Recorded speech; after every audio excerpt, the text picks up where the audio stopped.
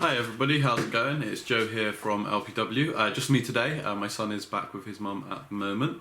So I'm going to be carrying on with Philip Reeve's Mortal Engines, and we're going to go from chapter 6. So if you haven't been watching, you can catch the last two videos which bring us up to date on our YouTube channel, so check us out there. But chapter 6 is called Speedwell. All that day they struggled onwards, trudging along in the scar that London had clawed through the soft earth of the hunting grounds. The city was never out of their sight, but it grew smaller and smaller, more and more distant, pulling away from them towards the east, and Tom realised that it might soon be lost forever beyond the horizon. Loneliness retched at him. He had never much enjoyed his life as an apprentice historian, third class, but now his years in a museum felt like a beautiful golden dream. He found himself missing fussy old Dr. Arkengarth and pompous Chudley Pomeroy.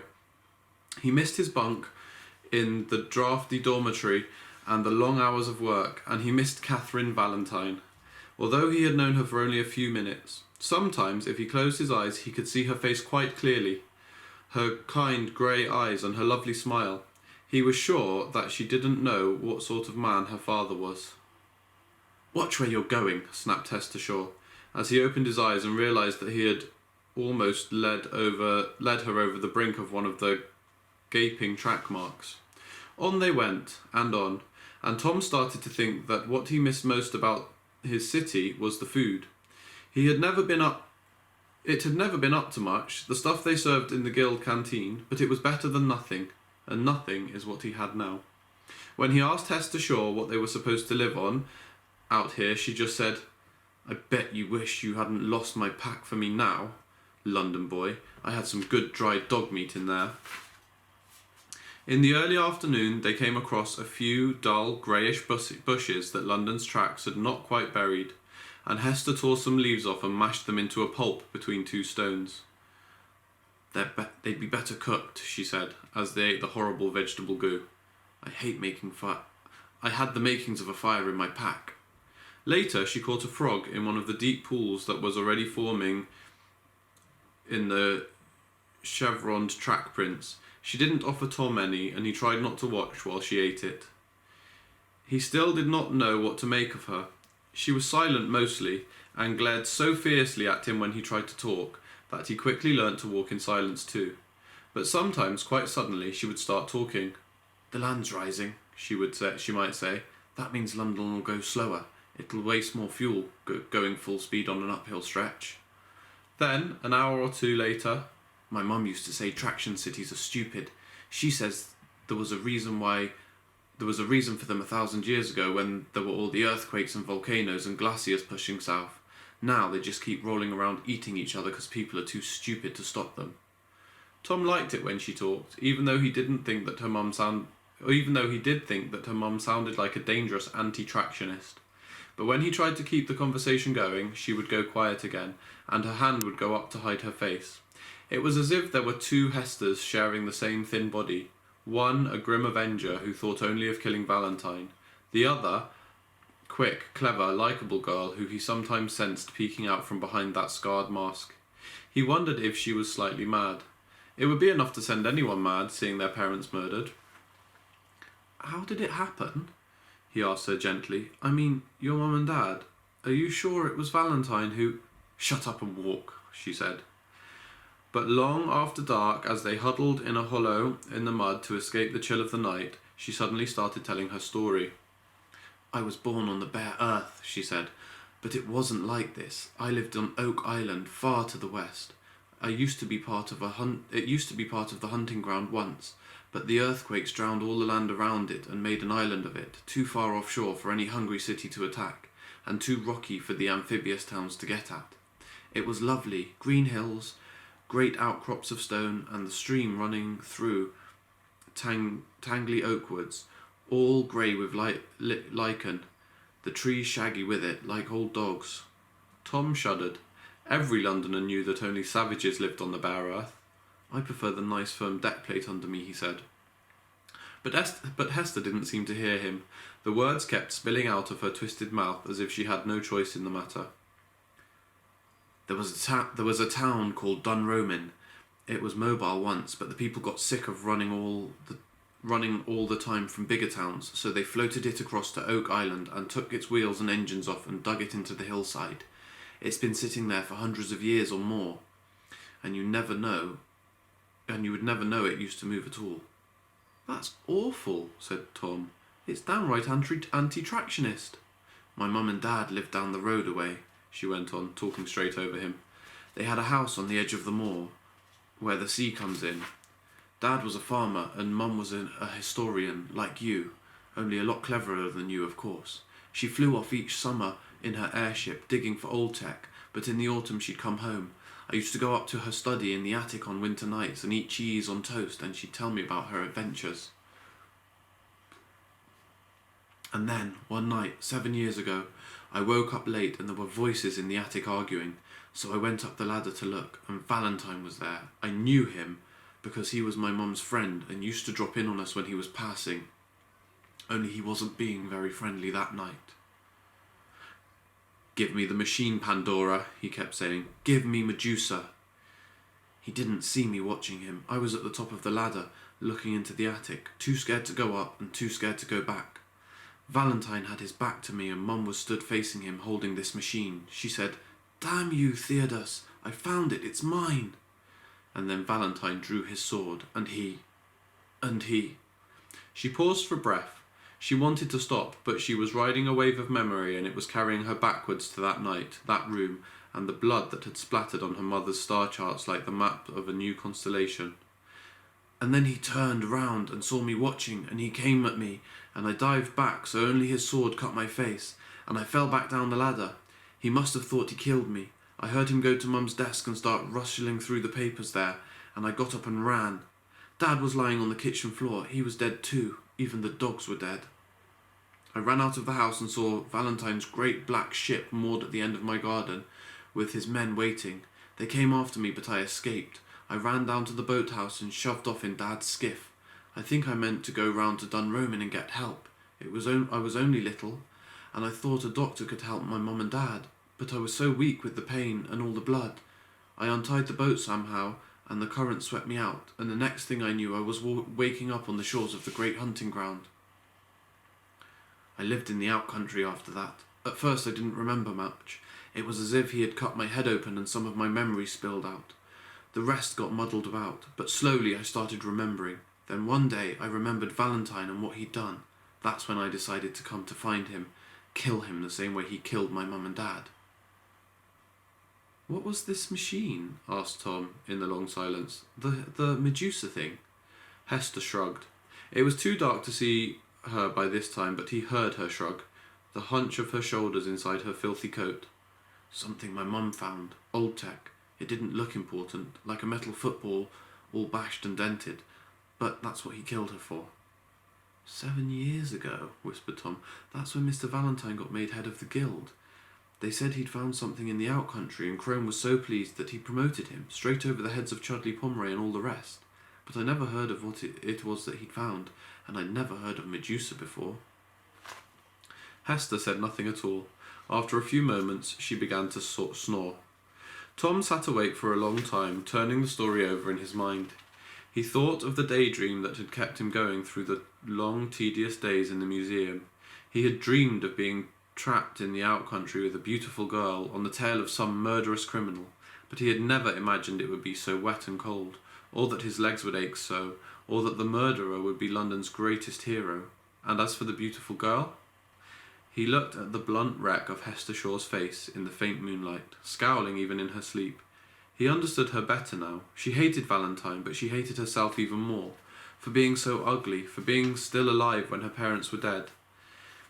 He remembered how he had felt when the big tilt happened, and he came home and found his house flattened and his mum and dad gone. He had thought that it was all his fault somehow. He had felt full of guilt because he had not been there to die with them. I must help her, he thought. I won't let her kill Mr. Valentine, but I'll find a way to get the truth out. If it is the truth, maybe tomorrow London will have slowed down a bit, and Hester's leg will be better. We'll be back in the city by sundown, and somebody will listen to us.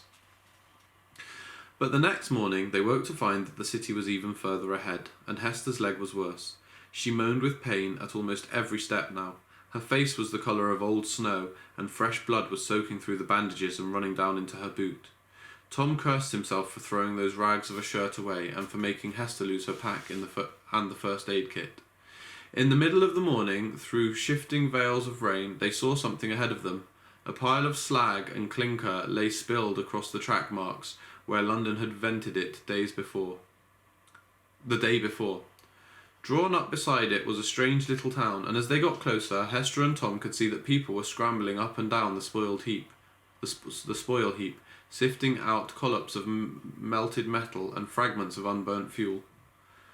The sight gave them hope, and they pressed forward faster. By early afternoon they were walking under the shadow of the townlet's huge wheels, and Tom was staring up in amazement at its single tier.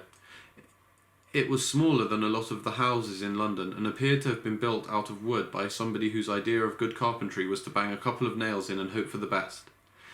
Behind the shed-like town hall rose the huge crooked chimney of an experimental engine array. "Welcome!" shouted a tall, white-bearded man, picking his way down the clinker heap, grubby brown robes flapping. "Welcome to Speedwell. I am Orm Rayland, Mayor. Do you speak English?" Hester hung back suspiciously, but Tom thought the old man looked friendly enough. He stepped forward and said, "Please, sir, we need some food, and a doctor for my friend's leg." "I'm not your friend," hissed Hester Shaw, "and there's nothing wrong with my leg." But she was white and trembling, and her face shone with sweat. "No doctor in Speedwell anyway," laughed Rayland. "Not one. And as for food, well, times are hard. Do you have anything you can trade?" Tom patted down the pockets of his tunic. He had a little money, but didn't see what use London money would be to Orm Rayland. Then he touched something hard. It was the CD he had found in the gut. He pulled it out and looked wistfully at it for a moment before handing it to the old man. He had been planning to make it a present to Catherine Valentine one day. But now, food was more important. "Pretty, very pretty," admitted Orm Rayland, tilting the disc and admiring the rippling rainbows. "Not a lot of use, but worth a few nights' shelter and a bit of food. It's not good food, mind, but it's better than nothing." He was right. It wasn't very good, but Tom and Hester ate greedily anyway, and then held out their bowls for more. "It's made from algae mostly," explained Orm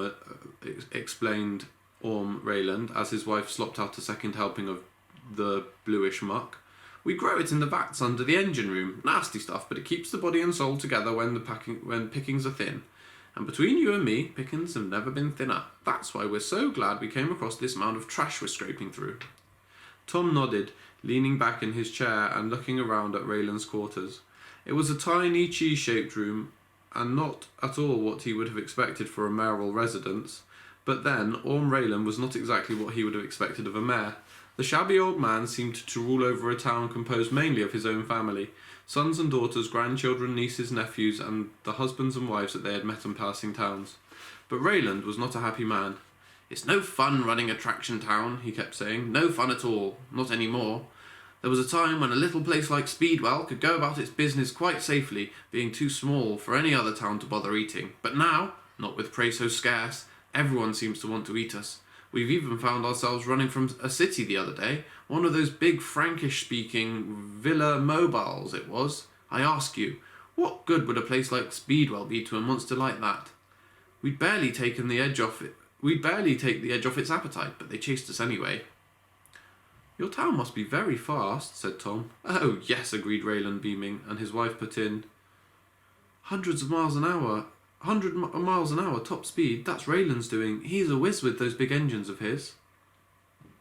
"Could you help us?" asked Tom, leaning forward in his seat. "We need to get to London as quickly as possible. I'm sure you could catch it up. There might be more spoil heaps along the way." "Bless you, lad," said Rayland, shaking his head. "What London drops isn't worth going far for, not these days. Everything's recycled now that prays for so short. Why, I remember the days when cities' waste heaps used to dot the hunting ground like mountains.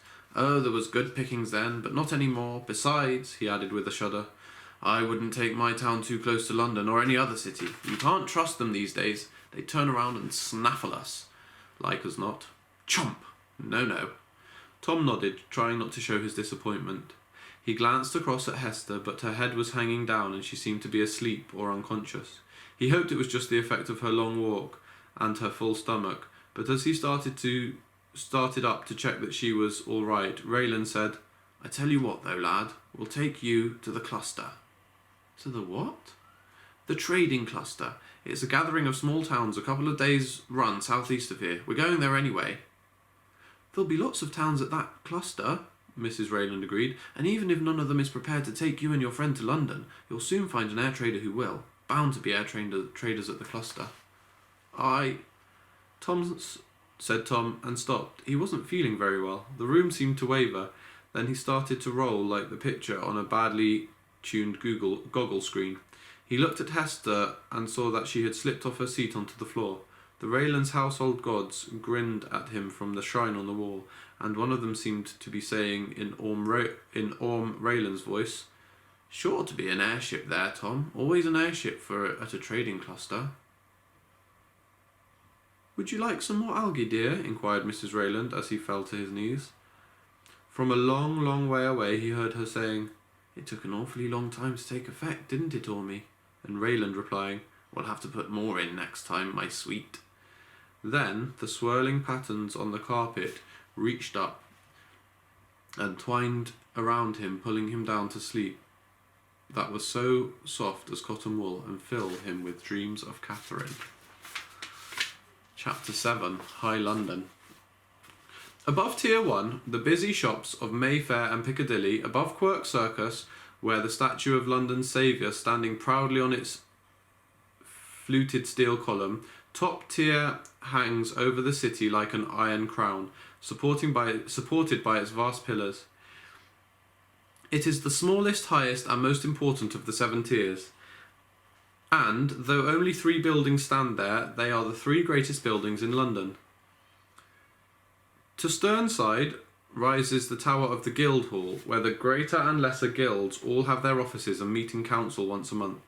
Opposite is the building where the real decisions are made, the black glass claw of the engineer room. Between them stands St. Paul's, the ancient Christian temple that Quirk re-erected upon here when he turned London into Attraction City.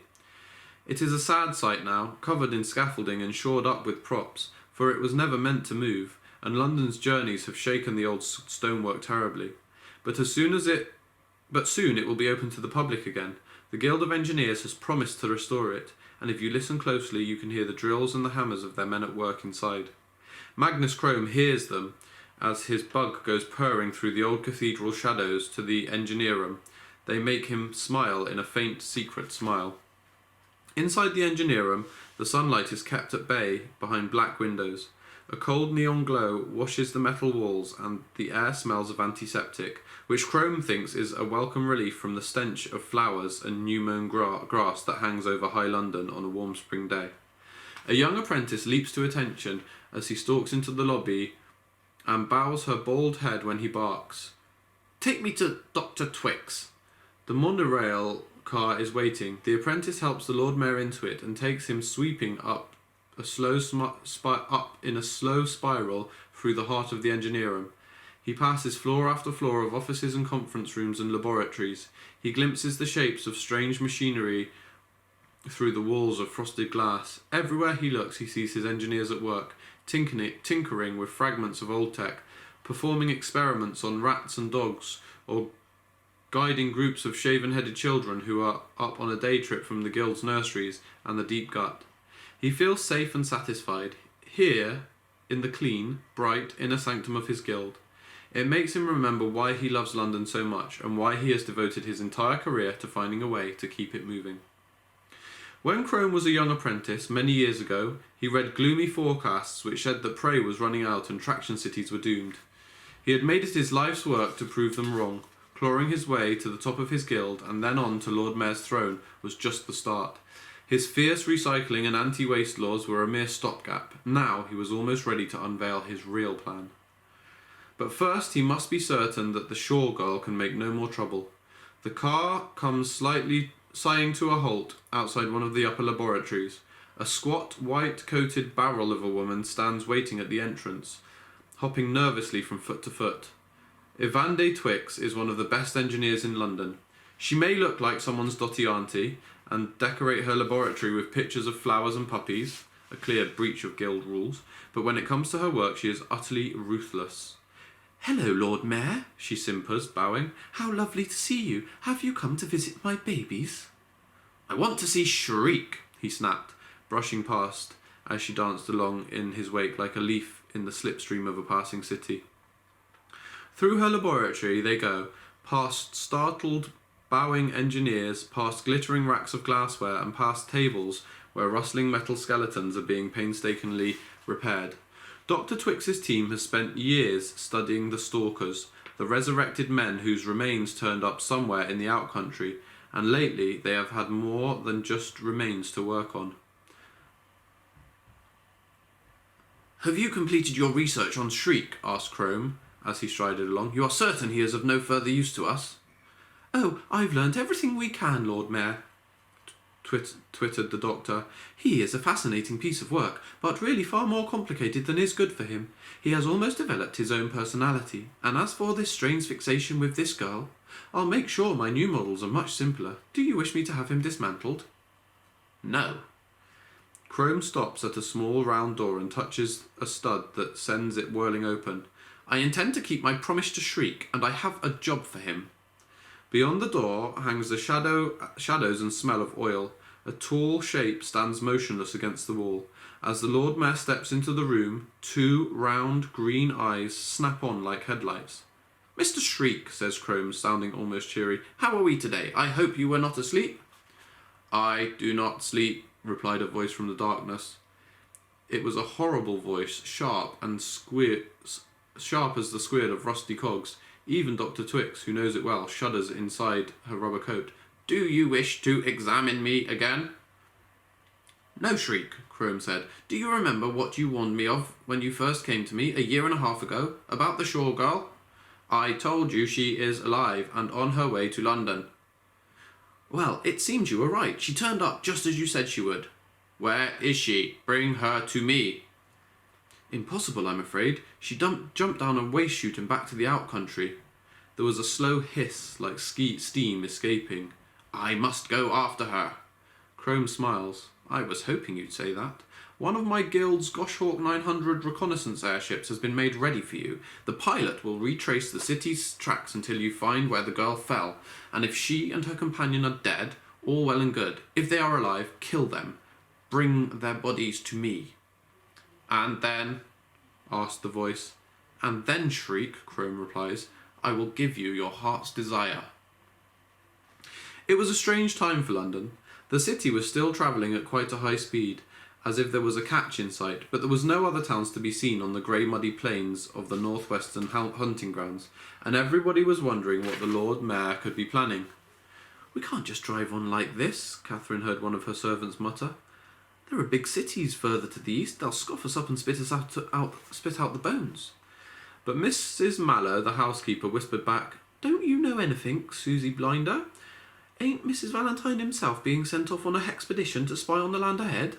Him and Magnus Crome have got their eyes on some vast great prize. You can be sure of it." Some vast great prize, perhaps, but nobody knew what. And when Valentine came home at lunchtime from another meeting with the Guild of Engineers, Catherine asked him, "Why do they have to send you off on a reconnaissance flight? That's a job for a navigator, not the best archaeologist in the world. It's not fair." Valentine sighed patiently. "The Lord Mayor trusts me, Kate, and I will soon be back. 3 weeks, a month, no more. Now come down to the hangar with me, and we'll see what Pusey and Gench have been doing with that airship of mine." In the long millennia since the 60-minute war, airship technology had reached levels that even the ancients had never dreamed of. Valentine had the 13th floor elevator specially constructed using some of the money that Crome had paid him for the old tech he found on his trips to America 20 years before. He said she was the finest airship ever built, and Catherine saw no reason to doubt him. Of course, he didn't keep her down at the Tier 5 air harbour with the common merchantmen, but at a private air quay a few hundred yards from Clio House. Catherine and her father walked towards it through the sunlit park. The hangar and the metal apron in front of it were busy with people and bugs as Pusey and Gench sat about loading the elevator with provisions for the coming flight. Dog went hurrying ahead to sniff at the stacks of crates and drums, tinned meat, lifting gas, medicine, airship puncture repair kits, sun lotion, gas masks, flame-proof suits, guns, rain capes, cold weather coats, map-making equipment, portable stoves, spare socks, plastic cups, 3 inflatable dinghies, and a carton labelled Pink's Patent Out-Country Mud Shoes. Nobody sinks with pinks. In the shadows of the hangar, the great airship waited, her sleek black armoured envelope screened by tarpaulins. As usual, Catherine felt a rising thrill at the thought of the huge vessel lifting her father up into the sky, and a sadness too, that he was leaving her, and a fear that he might not return. "Oh, I wish I could go with you," she said. "Not this time, Kate," her father told her. "One day, perhaps." "Is it because I'm a girl?" she asked. "But that doesn't matter. I mean, in ancient times, women were allowed to do all the things that men did. And anyway, the air trade is full of woman pilots. You had one yourself on that American trip. I remember seeing pictures of her." "It's not that, Kate," he said, hugging her. "It's just that it may be dangerous. Anyway, I don't want you to start turning into an old ragamuffin adventurer like me. I want you to stay here and finish school and become a fine, beautiful, high London lady. And most of all, I want you to stop Dog from peeing all over my crates of soup." When Dog had been dragged away and scolded, they sat down together in the shadow of the hangar, and Catherine said, "So will you tell me where you're going that's so important and dangerous?" "I'm supposed not to say," said Valentine, glancing down at her out of the corner of his eye. "Oh, come on," she laughed. "We're best friends, aren't we? You know I'd never tell anyone else, and I'm desperate to know where London is going too. Everyone at school keeps asking. We've been travelling east at top speed for days and days. We didn't even stop when we ate salt hook." "Well, Kate," he admitted, "the fact is, Crome has asked me to look into Shanghai." Shanghai was the leading nation of Anti-Traction League, the barbaric alliance which controlled the old Indian subcontinent and what was left of China, protected from hungry cities by a great chain of mountains and swamps that marked the eastern limits of the hunting grounds. Catherine had studied it in geography.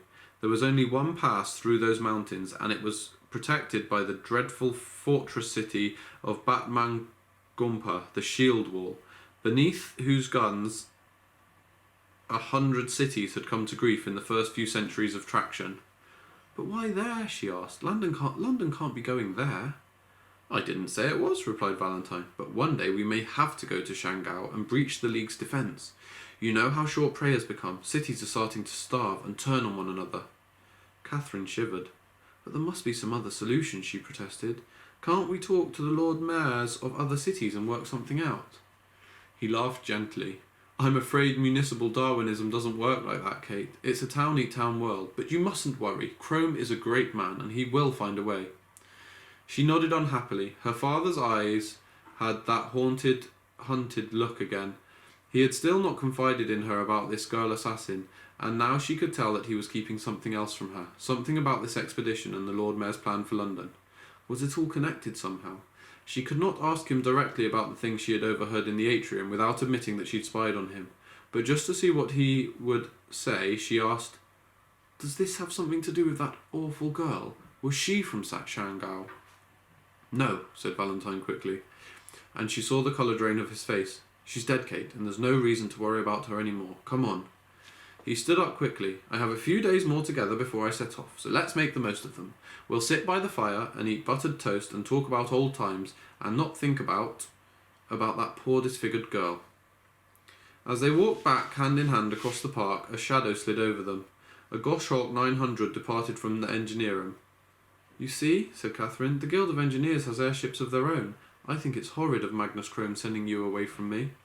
But her father just shaded his eyes and watched the white airship circle top tier and flew quickly towards the west. And that is the end of the chapter. The next chapter is called The Trading Cluster, so if you want to find out what happens to Tom and Hester, tune in next time. The video will be uploaded within the next few days or so, and we will catch up soon. Thanks very much, guys.